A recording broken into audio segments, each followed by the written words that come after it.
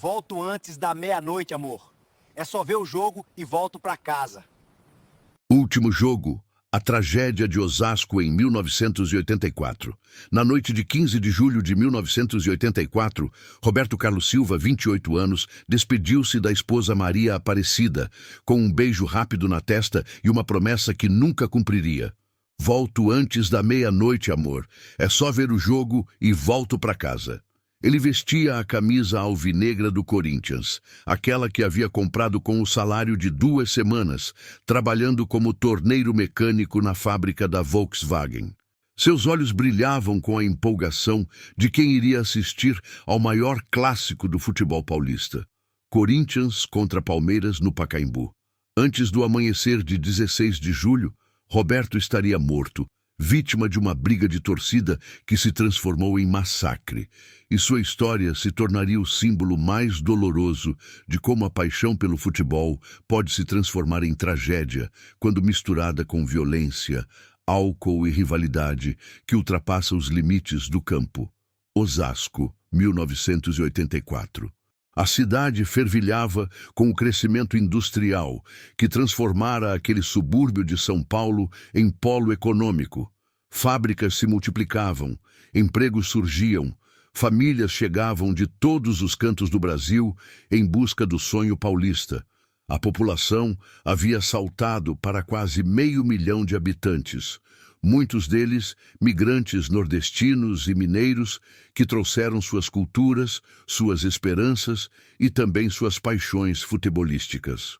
Roberto era um desses migrantes. Nascido em Caruaru, Pernambuco, havia chegado a Osasco em 1976, aos 20 anos, com apenas uma mala de roupas e o endereço de um primo anotado num pedaço de papel amassado. Conseguiu emprego na Volkswagen 3 meses depois, trabalho honesto que pagava bem para os padrões da época. Conheceu Maria Aparecida num baile de carnaval em 1978, casou-se 6 meses depois e em 1980 nasceu Roberta, a filha que era a alegria de sua vida. Mas se havia algo que Roberto amava tanto quanto sua família, era o Corinthians. Ele se tornara corintiano, por influência dos colegas de fábrica, frequentava o bar do seu Valdemar todo domingo para assistir aos jogos, participava das resenhas intermináveis sobre cada lance, cada vitória, cada derrota. O futebol era mais que esporte para homens como Roberto. Era identidade, pertencimento, a sensação de fazer parte de algo maior numa cidade que crescia rápido demais e onde era fácil se sentir perdido, invisível. A rivalidade entre Corinthians e Palmeiras em 1984 era particularmente acirrada. O Palmeiras vinha de um jejum de títulos que já durava uma década, enquanto o Corinthians havia conquistado o Paulista de 1982 e 1983. Os palmeirenses estavam desesperados por uma vitória que restaurasse o orgulho, e os corintianos queriam provar, mais uma vez, a superioridade sobre o arquirrival. Nas ruas de Osasco, nas fábricas, nos bares, o clima era de guerra. Não uma metáfora, mas uma guerra real, com batalhões de torcedores organizados que se preparavam para o confronto como soldados marchando para o campo de batalha. A torcida jovem do Corinthians e a torcida uniformizada do Palmeiras não eram apenas grupos de torcedores apaixonados. Eram organizações paramilitares disfarçadas de clubes de futebol, com hierarquias rígidas, códigos de honra violentos e arsenais improvisados de paus, correntes, pedras e facas. As brigas entre torcidas vinham se intensificando desde o início dos anos 80. Mas 1984 seria o ano que marcaria para sempre a memória do futebol paulista, o ano em que a violência ultrapassaria todos os limites imagináveis. Roberto não fazia parte de nenhuma torcida organizada. Ele era apenas um torcedor comum, um trabalhador que queria assistir ao jogo, torcer pelo seu time, voltar para casa e contar para a filha como foi a partida. Mas naquela noite de julho, ele tomaria uma decisão que custaria sua vida. aceitar o convite de Marcão, colega de fábrica e membro da torcida jovem, para ir ao Pacaembu junto com o grupo. Vai ser massa, Roberto. A gente protege um ao outro, entra junto, sai junto. É mais seguro assim, mano. Marcão tinha 24 anos, era forte, tatuado e carregava uma corrente de bicicleta enrolada na cintura por baixo da camisa. Roberto hesitou. Maria Aparecida não gostava da torcida jovem. Achava aqueles rapazes violentos, perigosos, mas Marcão insistiu e Roberto, ingenuamente, pensou que estaria mais protegido em grupo do que sozinho. Foi a decisão que o matou. Eles saíram de Osasco às 5 da tarde, num ônibus fretado lotado de corintianos cantando, bebendo cerveja e pinga, fumando maconha. O clima era de festa, de camaradagem, mas havia também algo mais sombrio no ar. Uma tensão, uma expectativa de violência que Roberto, em sua inocência, não conseguia identificar completamente. "Hoje vai ter porrada, mano", gritava um rapaz de uns 19 anos, segurando uma tábua de madeira. "Palmeirense vai correr, vai aprender quem manda em São Paulo." Roberto tentou se sentar longe dos mais agitados, próximo à janela, observando a cidade passar, enquanto o ônibus cortava a Marginal Tietê em direção ao Pacaembu. Pensou em Maria Aparecida fazendo janta em casa, em Roberta assistindo desenhos na televisão, na vida tranquila que havia construído longe da miséria de Caruaru. Pensou que talvez devesse ter ficado em casa. Mas agora era tarde. O ônibus já estava chegando. O estádio do Pacaembu, às 7 da noite, de 15 de julho de 1984, era um caldeirão fervente de paixão e ódio. 40 mil pessoas apinhadas nas arquibancadas, divididas entre verde e branco de um lado, preto e branco do outro. O ar cheirava a cerveja derramada, suor, fumaça de cigarro e algo mais indefinível. Algo animal, primitivo, o cheiro da violência prestes a explodir. Roberto entrou com o grupo da torcida jovem, foi levado pela multidão até um setor próximo à arquibancada central. Ao redor, rostos transfigurados pela excitação, punhos erguidos, gargantas rasgadas em cantos de guerra.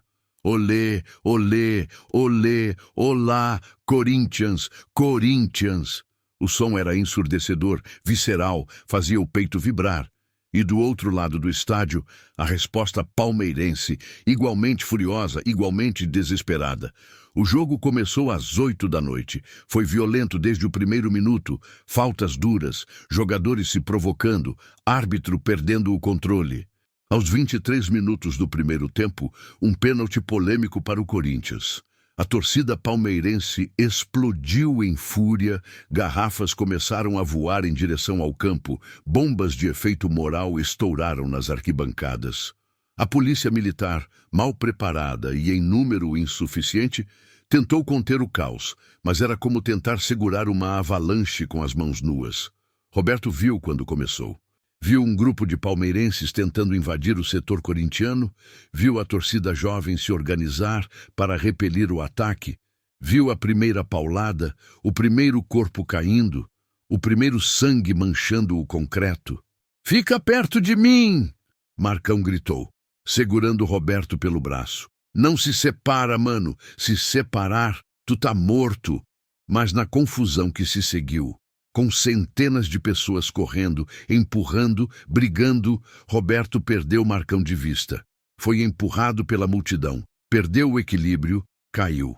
Mãos o puxaram para cima, não sabiam se eram amigas ou inimigas, todos vestindo camisas que se confundiam no caos.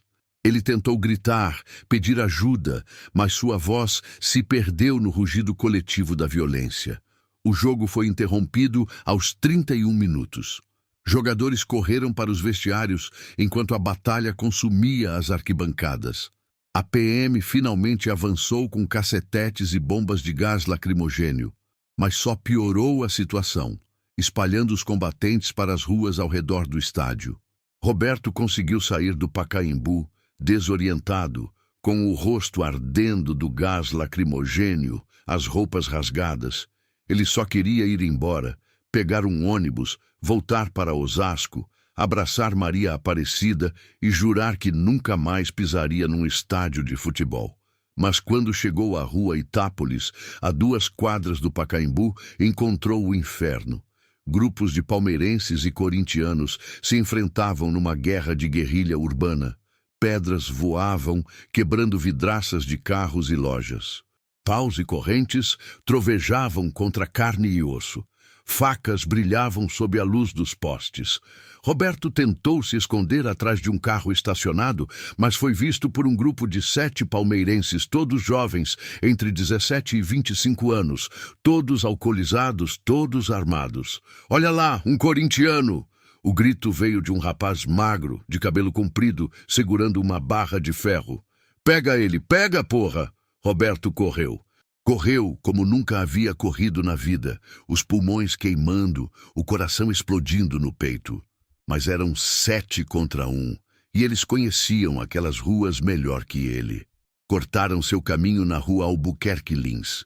Ele tentou resistir, levantou os braços para se defender, gritou que era só um trabalhador, que tinha esposa e filha, que não queria briga. Não adiantou. A primeira paulada o acertou nas costas, derrubando-o de joelhos. A segunda na cabeça, abrindo um corte profundo que jorrou sangue. Ele caiu de bruços no asfalto, e então vieram as demais, pauladas, chutes, pisões. 7 homens, espancando um que estava indefeso no chão. Testemunhas assistiram de janelas, aterrorizadas demais para intervir. Uma mulher ligou para a polícia, mas a linha estava congestionada, todas as viaturas já estavam lidando com outras brigas em outras ruas. Quando finalmente conseguiu falar com um atendente, tudo que conseguiu dizer foi: "Estão matando um homem na Albuquerque Lins. Pelo amor de Deus, façam alguma coisa." Roberto Carlos Silva morreu às 22h47 no chão da rua Albuquerque Lins, a 3 quilômetros de distância do estádio, onde tinha ido apenas para torcer pelo seu time. Morreu sozinho, longe de casa, cercado por estranhos que o odiavam por causa da cor de uma camisa. Sua última lembrança consciente foi o rosto de Roberta, sua filha de 4 anos, sorrindo para ele naquela manhã quando ele saiu para o trabalho. Ele nunca soube que Maria Aparecida estava grávida de 2 meses do segundo filho, um menino que nasceria em fevereiro de 1985 e nunca conheceria o pai. Nunca soube que seu corpo seria encontrado apenas às 4 da manhã por uma viatura da PM, já frio, já sem vida, já transformado em estatística. Nunca soube que dos 7 homens que o mataram, apenas 2 seriam presos, condenados a penas ridículas de 3 anos em regime semiaberto por homicídio culposo.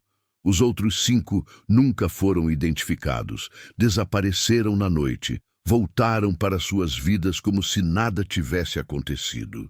Maria Aparecida recebeu a notícia às 6 da manhã, quando 2 policiais bateram à sua porta. Ela desabou ali mesmo, na soleira, gritando um não, que ecoou pela vizinhança inteira e acordou todos que ainda dormiam. Roberta, sem entender completamente o que estava acontecendo, chorava agarrada à perna da mãe, repetindo: "Cadê o papai? Cadê o papai?" O velório foi no dia seguinte, caixão fechado porque o corpo estava irreconhecível, destruído pelas pauladas. Mais de 200 pessoas compareceram, colegas da Volkswagen, vizinhos, amigos, familiares. Marcão estava lá, de cabeça baixa, carregando a culpa de ter convencido Roberto a ir com a torcida jovem. Ele nunca mais foi a um jogo de futebol depois daquele dia. O enterro aconteceu no cemitério municipal de Osasco, numa manhã cinzenta de garoa fina. Maria Aparecida, vestida de preto, grávida de 2 meses, mas ainda sem saber, segurou Roberta pela mão, enquanto o caixão descia à terra. Ela não chorou. Já não tinha mais lágrimas. Apenas ficou parada, olhando aquele buraco na terra que engolia o homem que amava, o pai de seus filhos, o companheiro que havia construído com ela uma vida humilde, mas honesta em Osasco. Por quê? Ela sussurrou para ninguém, para Deus, para o vazio. Por que levaram ele de mim? Ele só foi ver um jogo, só isso, um jogo. Não houve resposta. Nunca há. A notícia da morte de Roberto saiu em nota pequena no caderno de polícia do estado de São Paulo. Torcedor morre em briga após clássico. 5 linhas. Nenhuma foto. Nenhum detalhe. Apenas mais um número nas estatísticas de violência que já vinham crescendo nos estádios brasileiros.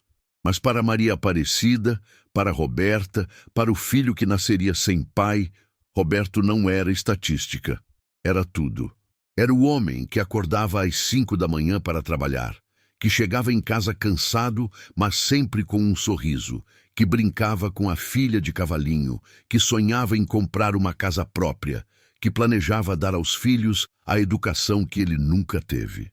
Era o migrante nordestino que tinha vindo buscar uma vida melhor e havia conseguido, até que uma camisa de futebol e a violência insana de uma rivalidade tribal o transformaram em vítima. Os anos que se seguiram foram de luta e dor. Maria Aparecida descobriu a gravidez 2 semanas após o enterro. Pensou em abortar. Não sabia como criaria 2 filhos sozinha com o salário de faxineira que conseguiu num consultório médico. Mas não conseguiu. Aquele bebê era a última parte de Roberto que restava no mundo. Roberto Júnior nasceu em 14 de fevereiro de 1985, pesando 3,5 quilos, saudável, de olhos escuros como o pai. Maria olhou para aquele rosto pequeno e perfeito e chorou todas as lágrimas que havia guardado desde julho. Seu pai era um homem bom. Ela sussurrou para o bebê que dormia em seus braços. Nunca esqueça isso. Ele era bom. Roberta cresceu com a ausência do pai como uma ferida aberta que nunca cicatrizava completamente. Na escola, quando perguntavam sobre sua família, ela dizia que o pai havia morrido num acidente. Era mais fácil que explicar a verdade, que ele fora espancado até a morte por causa de futebol, que a paixão por um time tinha custado sua vida. Ela desenvolveu um ódio profundo por futebol. Não conseguia assistir a jogos, não suportava ver pessoas vestindo camisas de time. Para ela, aquelas cores representavam apenas morte e dor. Roberto Júnior nunca conheceu o pai. Cresceu com as histórias que Maria Aparecida contava, com as fotos desbotadas de um homem sorridente segurando uma cerveja num churrasco, vestindo a camisa do Corinthians que ele amava tanto. Seu pai morreu porque amava demais, Maria dizia, e Roberto Júnior nunca conseguiu entender completamente o que isso significava. A Volkswagen criou um pequeno fundo para ajudar a família. Funcionários fizeram uma vaquinha que juntou algum dinheiro. Mas nada substituía a presença de Roberto, o abraço apertado quando chegava do trabalho, a voz rouca cantando sertanejo no chuveiro, as risadas bobas assistindo televisão. A casa ficou mais silenciosa, mais fria, mesmo quando estava lotada de gente. Em 1987, 3 anos após a tragédia, Maria Aparecida conheceu Joaquim, também migrante nordestino, homem gentil que trabalhava como pedreiro. Ele a tratava bem, tratava as crianças com carinho, mas Maria nunca conseguiu amá-lo completamente. Parte dela havia sido enterrada naquele caixão fechado no cemitério municipal, e essa parte nunca voltou. Eles se casaram em 1989, mais por necessidade prática que por amor. Joaquim era um bom provedor, um padrasto presente, mas nas noites silenciosas, quando todos dormiam, Maria ainda chorava lembrando de Roberto. A violência nos estádios brasileiros continuou escalando ao longo dos anos 80 e 90. Outras famílias perderam filhos, pais, irmãos. Outras Marias Aparecidas ficaram viúvas. Outras crianças cresceram sem conhecer seus pais. E o futebol, esse esporte que deveria ser alegria e união, continuou manchado de sangue, transformado em campo de batalha onde rivais não eram adversários, mas inimigos a serem destruídos. Roberto Carlos Silva foi apenas um entre centenas de vítimas, mas sua história poderia ser a de qualquer um. Ele não era bandido, não era violento, não procurava briga. Era apenas um trabalhador que amava seu time, que queria compartilhar da paixão coletiva, que acreditou ingenuamente que poderia ir a um jogo e voltar para casa em segurança. Em 2004, 20 anos após a morte de Roberto, Roberta, então com 24 anos e formada em pedagogia, escreveu um artigo para um jornal local de Osasco, contando a história de seu pai. "Meu pai morreu por causa de futebol", ela escreveu. "Mas ele não morreu por causa do esporte em si. Ele morreu por causa da violência que permitimos que contaminasse algo que deveria nos unir, não nos dividir. Ele morreu porque falhamos como sociedade em proteger os mais vulneráveis, em controlar os mais violentos, em ensinar que a vida humana vale mais que qualquer rivalidade." O artigo viralizou localmente, foi republicado em outros jornais, gerou debates. Mas no fim, nada mudou substancialmente. A violência continuou. As famílias continuaram sendo destroçadas. E a memória de Roberto Carlos Silva, como a de tantos outros, foi lentamente apagada pelo tempo. Hoje, em 2025, 41 anos após aquela noite terrível de julho, Maria Aparecida tem 73 anos e vive numa casa simples em Osasco, a mesma cidade onde construiu sua vida com Roberto. Ela tem 5 netos agora, crianças alegres que brincam no quintal, sem saber a tragédia que marcou sua família décadas atrás. Na parede da sala, há uma foto emoldurada de Roberto, jovem, sorridente, vestindo a camisa do Corinthians. Maria passa por essa foto todos os dias. Às vezes toca o vidro suavemente, como se pudesse alcançar através do tempo e tocar mais uma vez o rosto do homem que amou. "Você faz falta", ela sussurra. "Todos os dias você faz falta." Roberta é professora de escola pública, mãe de 2 filhos, ativista contra a violência no futebol. Ela dá palestras, escreve artigos, participa de movimentos que buscam tornar os estádios mais seguros. É sua forma de honrar o pai, de transformar tragédia em propósito. Roberto Júnior se tornou assistente social, trabalha com jovens em situação de risco em Osasco, muitos deles envolvidos com torcidas organizadas. Ele tenta mostrar a esses garotos que há outras formas de pertencimento, outras formas de identidade que não envolvem violência. "Meu pai morreu defendendo uma camisa", ele diz aos jovens. "Não deixem que isso aconteça com vocês. Nenhuma cor vale uma vida." A história de Roberto Carlos Silva não tem final feliz. Não tem redenção, não tem justiça restaurada, não tem sentido satisfatório. Tem apenas dor e ausência, a marca permanente que a violência deixa nas famílias que ficam para trás. Mas sua história precisa ser contada, precisa ser lembrada, porque Roberto representa todos os que morreram por causa de uma paixão transformada em ódio, de uma rivalidade transformada em guerra. Ele saiu de casa numa noite de julho para ver um jogo de futebol. Nunca voltou.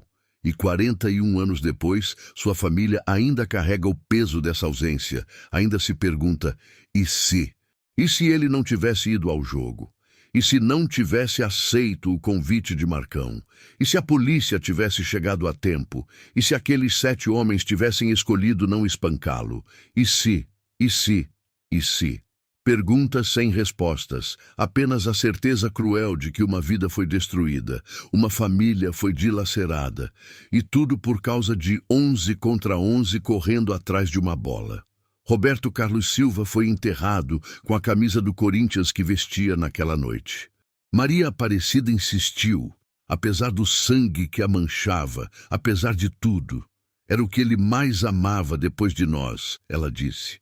E assim ele descansa, para sempre corintiano, para sempre vítima, para sempre lembrança do preço terrível que pagamos quando deixamos a paixão se transformar em violência, quando esquecemos que por trás de cada camisa há um ser humano, um pai, um marido, um filho, alguém que é amado e que deixará um vazio impossível de preencher quando partir.